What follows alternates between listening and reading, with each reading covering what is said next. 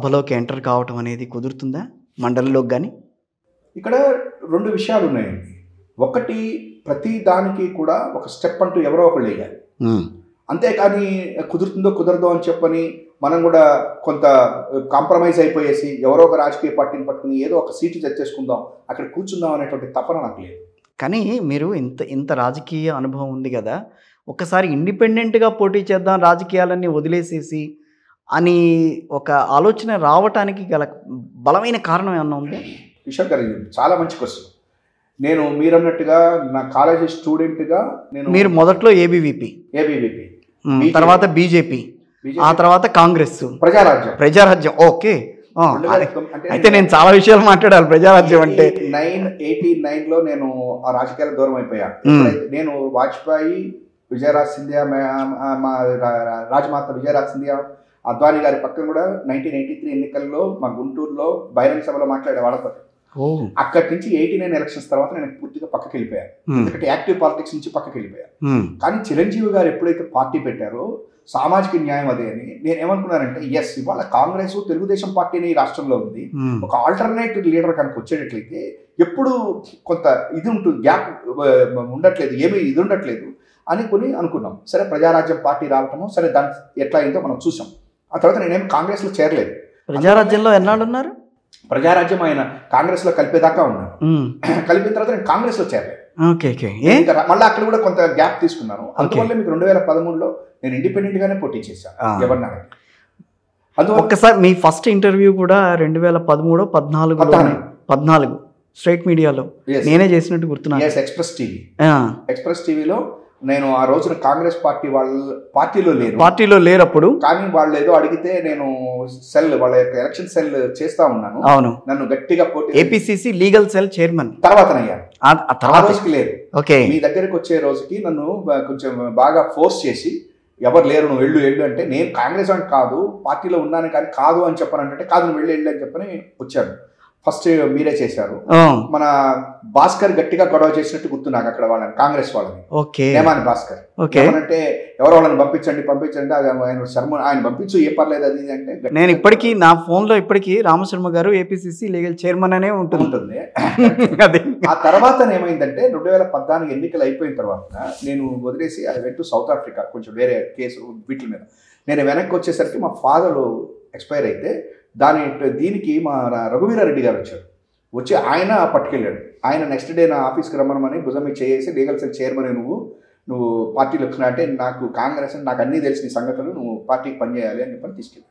బేసికల్గా మీరు lawyer, chartered accountant అంటే సీఏ కాలేదండి, సీఏ అవ్వలేదు. ప్రాక్టీస్ చేశాను, కానీ ప్రాక్టీస్ చేశాను. 85 to 90 as a tax consultant practice చేశాను. కాకపోతే అప్పుడు సీఏ కాక వెంటనే షిఫ్ట్ చేశాను మొత్తం కూడా. Okay, right.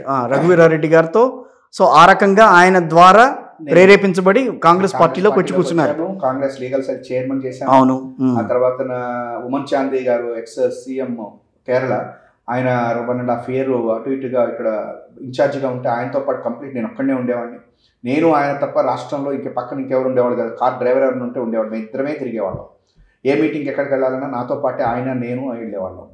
ఆ తర్వాత నేను ఏఐసిసి మెంబర్ దాకా, ఏమాటకి ఆ మాట రెడ్డి గారు కానీ వీళ్ళందరూ నన్ను చేశారు. చాలా బాగా కాంగ్రెస్ పార్టీలో నాకు వచ్చినటువంటి ఎలివేషన్ అదే. మనకి దైవం ఎట్లా ఉంటుంది అంటే, ఒకప్పుడు అదే కాంగ్రెస్ మా ఫాదర్ వాళ్ళని ఎదిరించేవాడిని. నేను ఆర్ఎస్ఎస్ అని. సో ఆయన ఆర్ఎస్ఎస్ కదా, నేను ఆర్ఎస్ఎస్, మీరు ఆర్ఎస్ఎస్, ఆయన కాంగ్రెస్ పార్టీని ఎదిరించేవాడిని. మా బాబాయిని, పెదనాన్న గారు. అట్లాంటిది చివరికి ఆ కాంగ్రెసే వాయిస్ అవటమే కాదు, వాడి జనంలో నేను సుందరరామ్ శర్మ అనేవాడు ఉన్నాడు అంటే ఆ కాంగ్రెస్ పార్టీ పైన వచ్చేయటం అనేటువంటిది అదే అంటే ఇప్పుడు అందుకనే అన్నాను కదా. ఇప్పుడు నోట్లోంచి ఇప్పుడు వచ్చేది ఏంటంటే, ఇప్పటికీ APCC legal cell chairman Congress party. సరే, ఈ మధ్య కాలంలో వైఎస్ఆర్ కాంగ్రెస్ పార్టీతో ఉన్నారు అనుబంధం కాదు దానిక, బట్ ఓం ప్రథమం మొదలైంది అక్కడి నుంచే అని అనిపిస్తుంది కదా. రైట్, 100%. 2014లో నాకు మీరు అన్నట్టుగా మొట్టమొదటి మీతోటే అదేదో ఇది చేయటం, ఆ తర్వాత నన్ను అన్ని ఛానల్స్ పిలవటం, అన్ని ఛానల్స్లోనూ కూడా ఇంత వాగ్దాటి ఉంటే మరి పిలవరా ఇంటికి?